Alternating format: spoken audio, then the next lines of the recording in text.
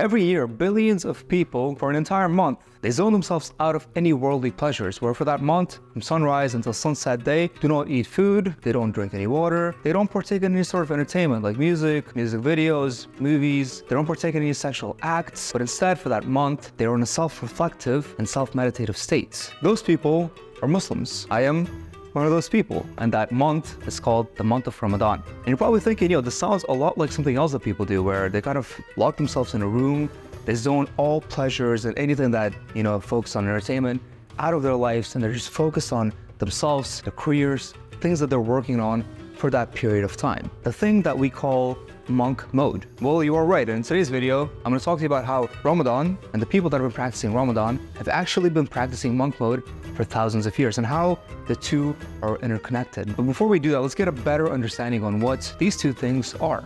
Ramadan is the 9th month of the Islamic lunar calendar, observed by Muslims worldwide as a month of fasting, prayer, reflection, and community. And during the sacred time, believers abstain from food and water from sunrise until sunset, and their sole focus is on spiritual growth, self-discipline, and any act of kindness. While on the other hand, monk mode is a contemporary term that refers to a dedicated period of time of intense focus and self-discipline, often involving minimizing distractions, setting specific goals, immersing oneself in personal or professional development. It draws inspiration from the disciplined and contemplative lifestyle associated with monks, emphasizing intentional living and personal transformation. So right off the bat, we see that there's a lot of similarities between the two, with the first similarity being the fact that both want you to be in a state of fasting and a state of detoxification. So every year for a month, Muslims wake up right before dawn, and depending on the time of the year, this could be 3 o'clock in the morning, this could be 4 o'clock in the morning, this could be 5 a.m.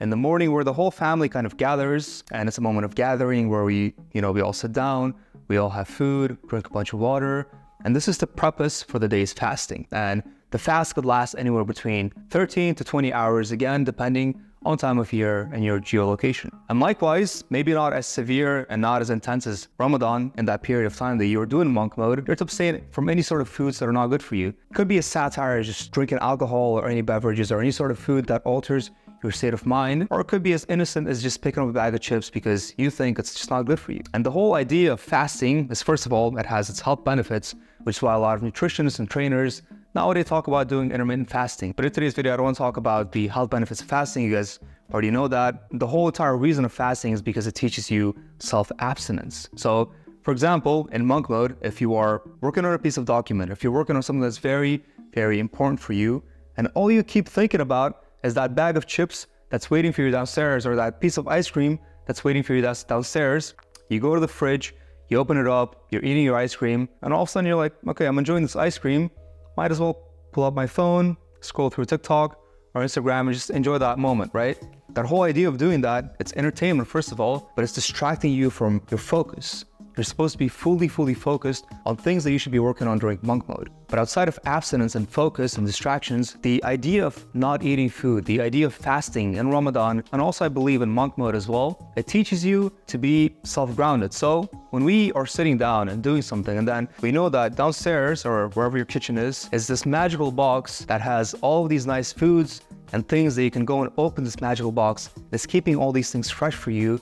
You can pick it up, suppress your little hunger that you have. And even if you think that maybe in your fridge there's not a lot of food, for a lot of the world, if they open that fridge, they'll see a lot of things that to them is a delicacy. But a lot of the Western world, because we've been so used to it, we take the idea of having food readily available for us for granted. So the deeper meaning behind fasting and not eating food or drinking water is also to somewhat ground you and understand that, it's okay if you don't have water. It's okay if you don't have food. It's okay for you to be educated and understand that there's a lot of the world that doesn't have this opportunity that you have of being able to go to the kitchen and open up a fridge. Look, I touched on this a little bit in my first point, but the entire idea of Ramadan and monk mode is to give you that intense self-discipline and for you to stay away in that period of time from worldly pleasures, the same worldly pleasures that kill all of your ambition, kill all of your dreams and things that you wanted to do as a person that you know are good for your self-development. And look, I'll be honest with you, as cool as it sounds, as bonding of an experience as it sounds for me to wake up 3, 4, 5 o'clock in the morning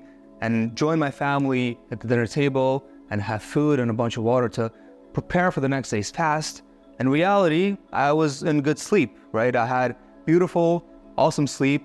In reality, I don't want to wake up from that sleep.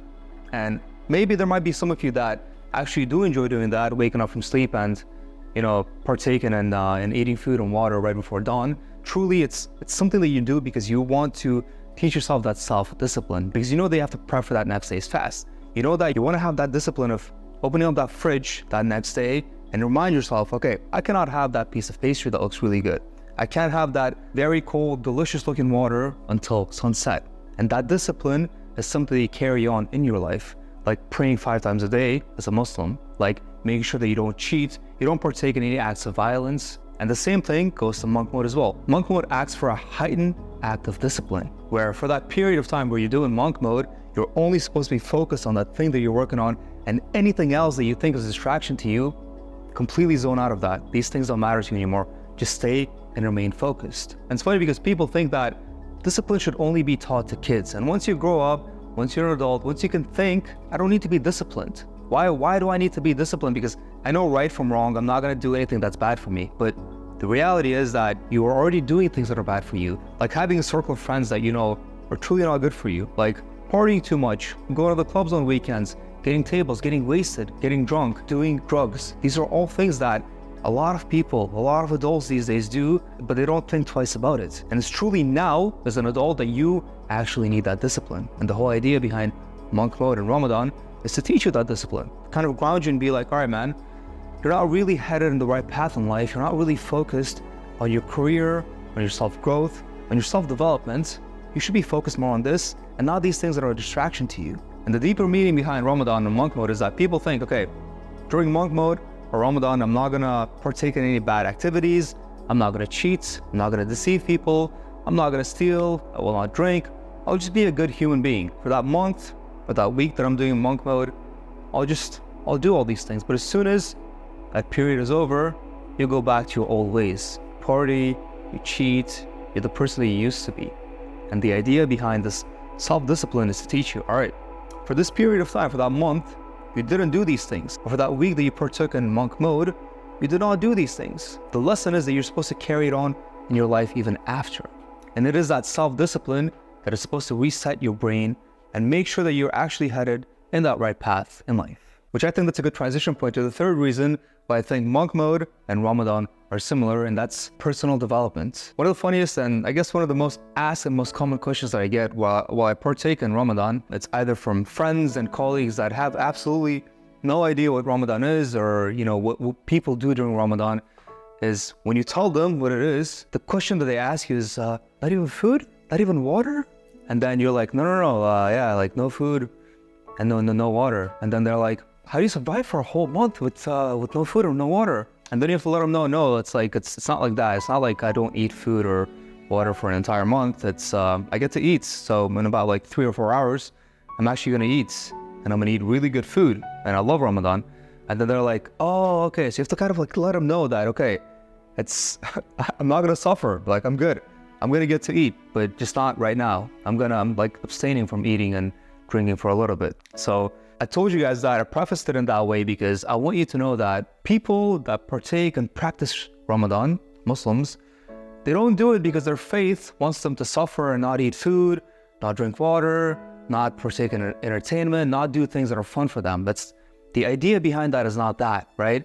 Or likewise, people that partake in monk mode, they don't do it because their life is not difficult enough and they want to bump up the difficulty level of life a little more because this is just not challenging enough. The whole reason behind why Muslims that partake in Ramadan and why people that partake in monk mode, they do it because they want to personally develop into a better person. So both Ramadan and monk mode teach you to be humble and be grounded and remain focused. Both of them teach you to have ambitions and goals in life, and not only have ambitions and goals, but actually do something about these goals, do something about these ambitions, and have your sole focus on your goals and your ambitions, and remove anything that is a distraction to you that takes you away from those goals and those ambitions. Like a friend calling you on a weekend and be like, bro, let's go party, let's get drunk. YOLO, life is too short. But not only that, it's not only self-development, it's not only focus. The deeper meaning behind Ramadan and even monk mode is that you have to understand that the rest of the world doesn't get to have that fresh drinking water that you get to have. The rest of the world doesn't get to have the food that you get to have, or walk up to a fridge and open it up and get anything that they can snack on. Majority of the world doesn't get to practice this, self-isolation, hunger, and being away from water. only for a month from sundawn until sunset. They have to live like this every single day of their lives. And these experiences, monk mode and Ramadan, truly humble you and make you realize, dude, I'm actually very lucky to have all these things. I'm actually really lucky to be able to just eat food at nighttime. I'm actually really lucky to have all these things that are blessings to me because I took these things for granted. And it teaches you to be a little bit more respectful of the things that you have and a little bit more giving to those that don't have as much as you. With that being said, if you're partaking in Ramadan, I wish you a happy Ramadan. If you're not partaking in Ramadan, then I wish you a happy Friday, Saturday, if you're watching this video. If you're partaking in monk mode, I wish you luck and success. I'm cheering for you. You're gonna crush all of your goals. As always, subscribe to the channel, join the family, and I'll see you guys in the next video. Peace.